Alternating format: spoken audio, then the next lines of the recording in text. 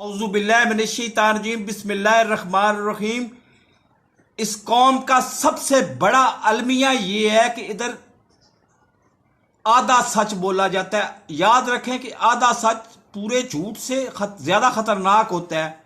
अब वजीर आजम साहब फरमा रहे हैं कि दुनिया भर में पेट्रोल की कीमतों में 100% इजाफा हुआ। ये बात बिल्कुल ठीक है और हमने सिर्फ इजाफा किया 22%। ये भी बिल्कुल बात ठीक है, लेकिन ये नहीं बता रहे कि हमने आमदन में कितना इजाफा किया, आम आदमी की आमदन में कितना इजाफा किया और बैरून मुल्क आम आदमी की आमदन में कितना इजाफा हुआ, ये नहीं बता रहे। उधर अगर 100% इजाफा हुआ है तो 100% उनकी आमदन में भी इजाफा हुआ है। इधर 22% इजाफा हुआ है तो आमदन में टका भी इजाफा नहीं हुआ। तो ये अधूरा सच मत बोलें, आप सीधा पूरा सच बोलें कि हमने आमदन में इजाफा नहीं किया।